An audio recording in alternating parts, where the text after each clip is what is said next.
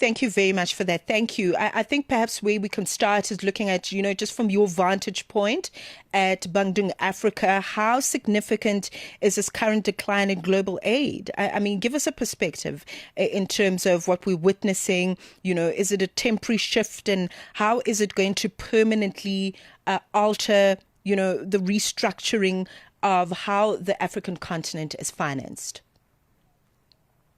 Thank you so much.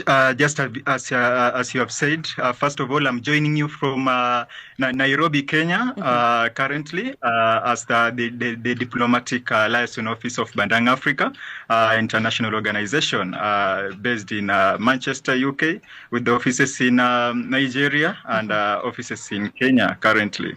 So let me be sincere, actually.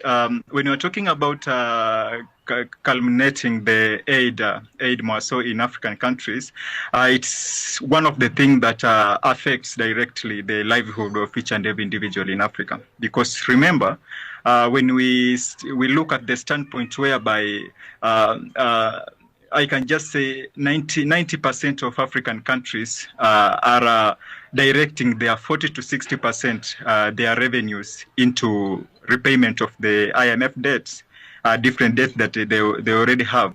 So they cannot afford to pay that revenue at the same time. They can afford to cater for some small things to do with they look small, but they are very, very major. Things to do with maternal affairs, things to do with health, primary education. So those are some of the things that affects direct into the livelihood of each and every individual.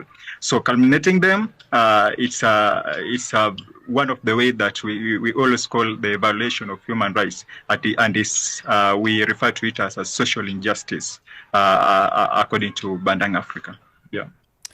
Absolutely, and I like where you're taking this in terms of just the social elements of what we're currently seeing. But we are also seeing a growing conversation over time around, aid dependency versus economic sovereignty and the aid architecture that's been built in countries like Malawi, just to use Malawi as an example. So in your view, where has the balance gone wrong here? And what do we need to shift, so that we can see Africa become more sovereign? Because there is no guarantee that the situation is temporary.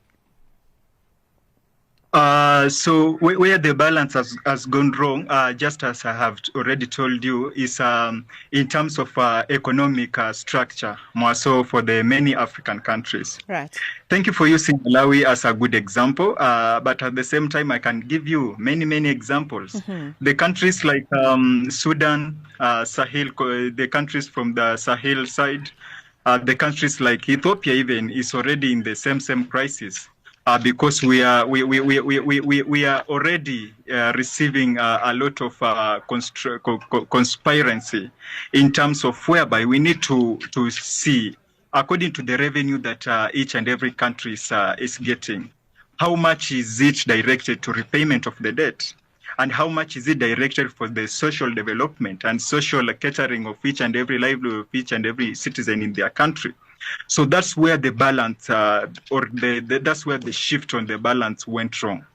So when you check on the different structures and different economic development of each and every countries, you realize that many countries are going back to the restructuring board in terms of development.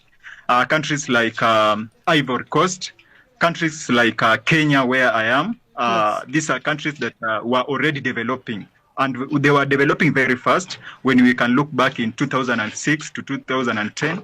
But all of a sudden, tracking back, going back into poverty and debt crisis. So debt, just say debt is the main thing that have been affecting the country, because they have now to choose between repayment of the debt, which is 40 to 60% of their total revenue, or social and economic development in their country, which can only be the major thing that can solve this aid culmination more so in the many countries of Africa.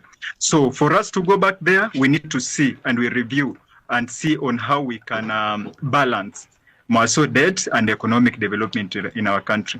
But at the same time, let me just try to expound, my dearest host. One of the things that we need to understand is we need to do the proper auditing of these debts, when they were taken and how they were used. Because it has, according to our research, it has come to our attention that IMF have been giving debt in different forms without considering when the leaders of each and every nation was taking the loan. Was proper channel used for them to take the loans in their countries? Some leaders have been taking loan even without consulting the parliaments in their countries. The loan have been coming, the money is being misused, and IMF is silent, and again is giving them more and more funds. So who is exact beneficiary of these funds? Because if the citizen cannot benefit from these funds, who is benefiting them? And this is the exact thing that is causing all this culmination at the same time. Right. Several